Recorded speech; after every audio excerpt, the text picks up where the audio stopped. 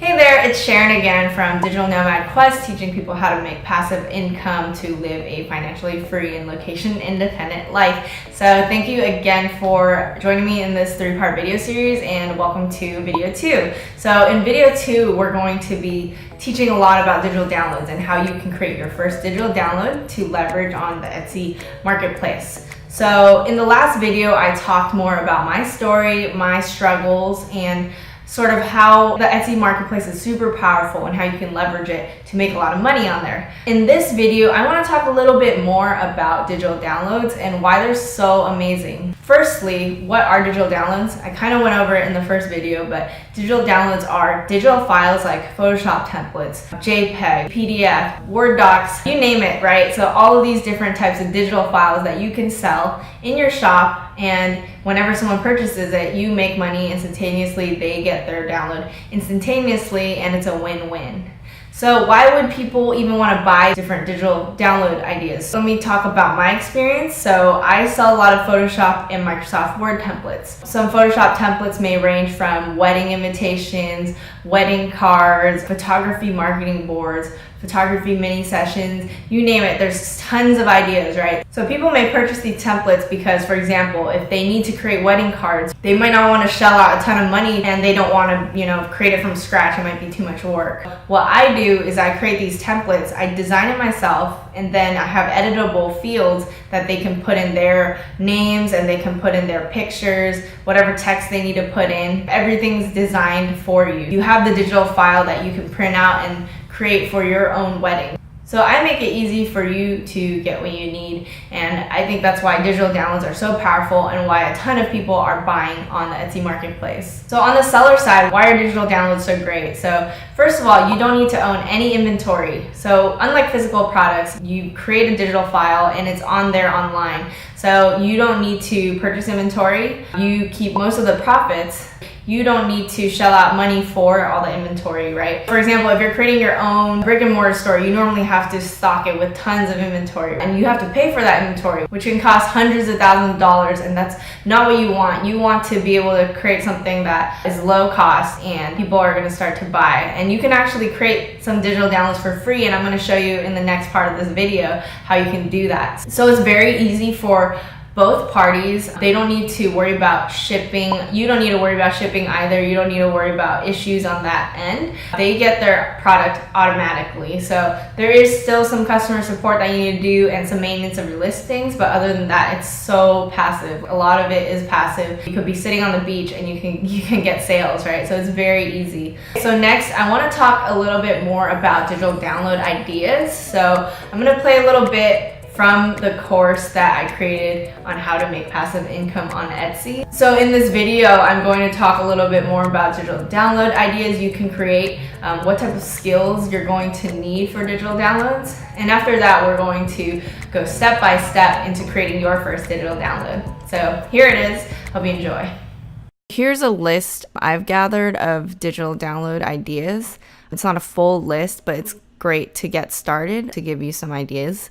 So first off, we have photography marketing boards. This could be used by photographers to market their studio sessions. There's media kits for bloggers, resumes, like essentially you would create templates on Word and people can buy your template and then edit it themselves and use your design to create a beautiful resume. There are also cover letter templates, business cards, ebooks, patterns like sewing, crochet, knitting, embroidery, wedding or party invitations, holiday cards, personalized stationery, wall art. They might be more printables, which would be in JPEG or PNG or PDF kind of format that they could just print out and put it on their wall. There's also Photoshop actions, which would require Photoshop knowledge, and the user would need to be quite skilled in Photoshop to understand how to use them. Printable planners and calendars, party decorations, clip art and illustrations, and blog theme templates. So here's just a good list to get you started. It's in no way the full list, but yeah, should help out to get you understanding what's going on here. So here's a list of recommended skills. Again, not a comprehensive list, but I think this is like a good starting point. So digital downloads include a lot of different areas, so it kind of depends what you're making. So in the previous section, I kind of talked about how you can create printables, or you can create Photoshop actions, or you can use MS Word to create your templates. So it kind of depends what you're making. Graphic design would be one skill. This is actually kind of what I know. So I personally use graphic design to create my templates. There's also illustration and art. So you might be really good at illustrating on like Adobe Illustrator, and you might package your files in AI format that people can use. Or website design. There's blog theme templates that people sell on Etsy, and then people download them and then use them on maybe their WordPress site or Shopify site. And then Excel spreadsheets. So maybe you're skilled in, like personal finances or something, and you might want to give out your template of how you track your income and expenses, your budgets. So you can sell these templates as well. You don't even need to have art or design background. If you're thinking creatively, you can probably figure out what you're good at and then incorporate that into some type of digital download file that will help other people. So here's another list of tools for digital downloads: Microsoft Word, Microsoft Excel, Adobe Photoshop, Adobe Illustrator. And if you don't have like a design background, you can even use Canva or PicMonkey, which are free tools that you can use to create interesting, beautiful templates for other people to use. And also, I have this Apple Pencil plus iPad Pro plus Procreate combination that lets you illustrate without having to use Adobe Illustrator and understand the pen tool and things like that. You can just draw directly onto your iPad and do that. So it depends what you're kind of creating. So now you have a list of digital download ideas, but I'm going to actually give you a free printable of a more comprehensive list so that you can get more ideas and spark your imagination of what you can create, because there's so much opportunity. You can create everything from ebooks to wall art, and you name it, right? You should be able to create some ideas yourself. But in case you aren't able to think of any ideas, I'm going to walk you through step by step in creating your first digital download. And we're going to do this on Google Docs, a free piece of software. It's super easy. You just need a Gmail account. You go into Google Docs, and we're going to start showing you how to create your first digital download. So hope you enjoy this. This is going to teach you a lot and then prepare you already to set up your Etsy shop. Once you have that digital download, you can already start selling it right away. So let's begin, and hopefully you guys enjoy. Okay, now we're in Google Docs. So Google Docs, again, is free software. So some of the capabilities are a bit limited, but I'm going to show you how to make your very own resume template. And I just want to show you how easy it can be. So when you think of a resume template, what do you need to put in it? So you need to put your name, position, as well as your address, phone number, email, and things like that. You put that at the top, right? So when someone is interviewing you, they can see how to contact you in the future. So that's going to be put as the top banner. Afterwards, you have sort of a profile or summary about yourself. After that is kind of like the education, background, and then the experience. So you talk about your work experience, and then you outline all of your positions under that. So now let's just populate what we think would be great on a resume template. So let's put in some fake names and fake addresses and things like that. So let's start with Jenny Smith. All right, we're going to say she's a graphic designer, and she lives on 12345 Mel Drive, and she lives in New York, and she lives at zip code 12345, and her cell phone number is 123-123-1234, and her email is let's say Jenny Smith@gmail.com. There we go. And in order to insert a break line, you're going to go to insert, and you're going to click horizontal line. So here I'm going to remove some of these spaces. So, it's so easy, right? So we're going to put in summary, and that's going to be where you're going to talk. I'm just going to write it here. Here, talk about your skills, your background, and why you are interested in said position. So keep this short, as employers have a lot to do. So that's going to be the summary section. After that, we're going to put in education information. So another thing you can do in Google Docs is you can insert a shape or a drawing. So go into drawing and click plus new. Here, see, you can add space, you can add text boxes. So I'm going to add a line. I'm going to do this. We're going to add a line. So if I want it thicker, I can do this, but I'm just going to make it a small line. I'm going to make it a very soft line so that, see, it's very soft, but it's subtle. You can still see it. It makes it clean. If I made it very dark, let me go back. If I made it very dark, it's just going to be muddy. It's going to be a lot if I broke up every section like this. If I did this and use a black line, if I did this for every section, I think it would be too much. If I did this, you know, if I broke this up as experience, it just seems like a lot. If I use the small gray line, it breaks it up but makes it clean. So we're going to do education. Let's say she has a BA in, you know what, that's fine. We're going to say she went to New York University and she went in 2006. So I'm just holding down the space bar because this is how I get to the other side. I generally like to put my dates on the right side like this. I'm going to actually break this up like this. And I'm going to put this all the way at the edge. And then we're going to do experience. So I'm going to say she has, I'm going to remove this other line. I'm going to say she's a graphic designer in company number 1. And I'm going to say she's working 2013 to present. So let's do that.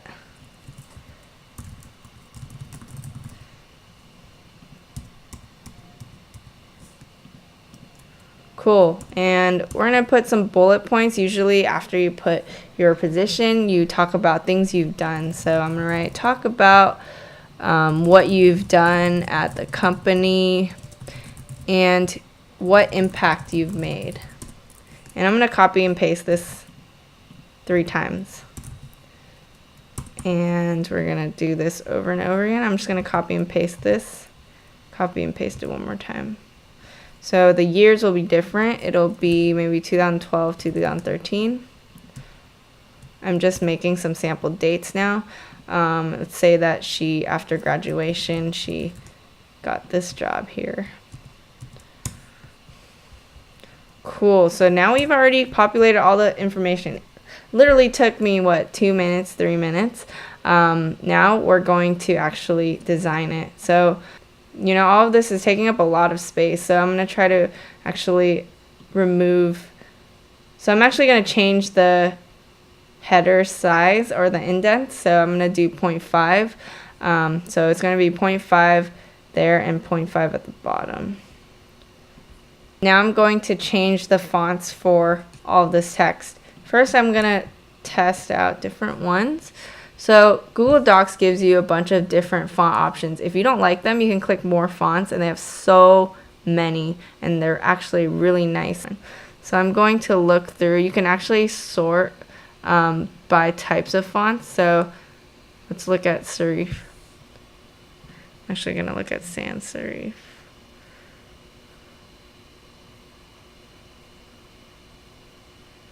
So there's so many different options. It's hard to pick one sometimes, but I think it would be good for us to sort of play with a few and see what they look like. So let's click one and see what it looks like. Don't really like this look as much. It's a little too thin for me, so I'm gonna change it to something else. So let's try.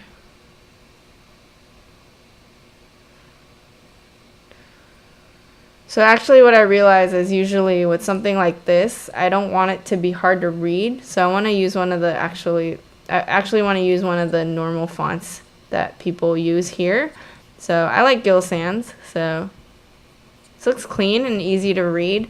Next I'm going to look at the font of your name is usually going to be a lot bigger. So I'm going to use like Montserrat. Montserrat is a font like this. I'm actually going to make this all caps, so I'm going to rewrite this. So it looks very minimal and professional. I'm going to make this bigger. Actually, no bold. Let's do 30. So what you're going to do is usually you play around with fonts and see what looks good and what doesn't, right? I'm actually going to make this all caps. Let's do that. Let's do Montserrat again. I'm actually going to bold this. So as you can see, I'm looking at what I think looks best. And I think it would look good if we do put this all in the middle. So what I generally like to do is I put spacing between each character. It makes it a little bit cleaner in a sense, not too cramped. But actually Google Docs doesn't have that option, which kind of sucks. So Microsoft Word has that option as well as Photoshop, but Google Docs doesn't seem to have that option. So it's worth considering upgrading to different software like Photoshop and Microsoft Word to get what you want from your templates.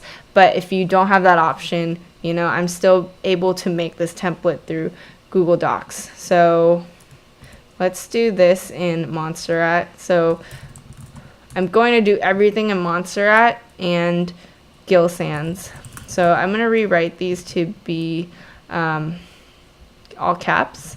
So that's what I'm doing right now. Changing this to Montserrat font. So now we have something that's a little more well designed. It's easy to read.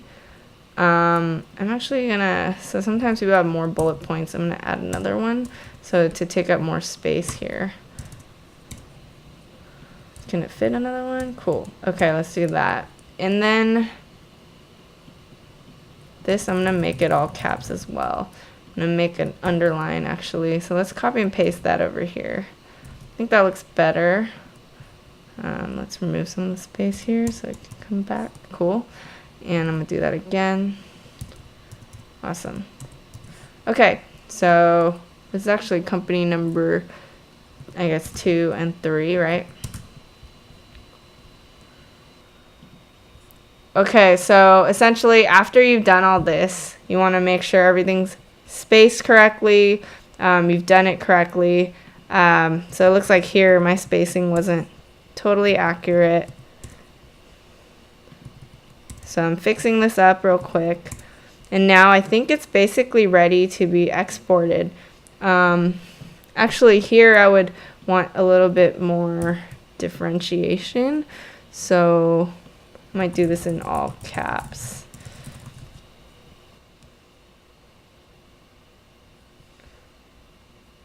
Actually, I might do some of these more in caps. I'm just looking at what I want in my template. So I think this looks good. I'm pretty happy with this. So now I want to export it. So in terms of exporting, you go to File, Download As, and I'm going to export this as Microsoft Word. As you can see, there's a bunch of different types. But for example, if you export it as PDF, it's not going to be editable. You want to export it as a Word doc. And then I would upload this onto Etsy and call it a Microsoft Word resume template, right? When I open it up, it looks exactly what I created. It's very nice, very neat. So whoever wants a resume template but doesn't want to design it, they can just purchase this template and they're going to be able to fill out all of this information. So as you can see, this was so easy to create. How long did that take? That probably took around 5 minutes to create this template. Google Docs is pretty powerful. It includes a lot of different things you can add, like charts. You can add the drawings, right? The drawings, if you actually want some illustrated stuff, you can drop it in here. You can actually upload files. You can drag and drop pictures into this doc. You can draw out the shapes. You can draw out shapes here. You can, not just lines, right? You can do all these different things. You can create squares, arrows, everything. And if you wanted 2 columns, you can also format columns. You can change this. There's just a lot of different functions here, and it's so great that it's free, right? Hopefully this helped you a lot. The thing is with Etsy, you want to stand out, so you want to make the best templates. I wanted to show you exactly how easy it is to do.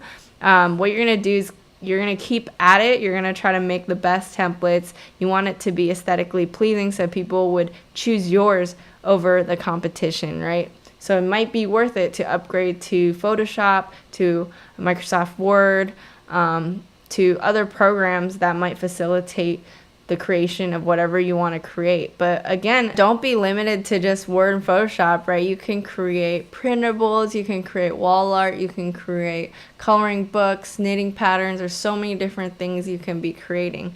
So don't be limited to the software, right? But you just want to make sure you create the best stuff for the Etsy shop.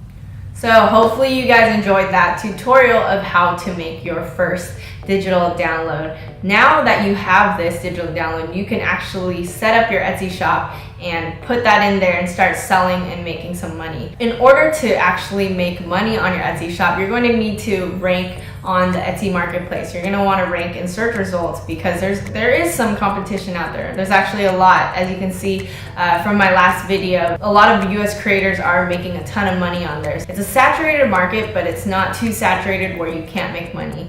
So in the next video, I'm going to talk about the list of things you need to do to set up your Etsy shop and start making money, and then give you a brief overview of the SEO part of it to rank your listings on the marketplace and get your stuff selling. Stay tuned for the next video. Hopefully this video taught you a lot, and I'll see you there in that next video.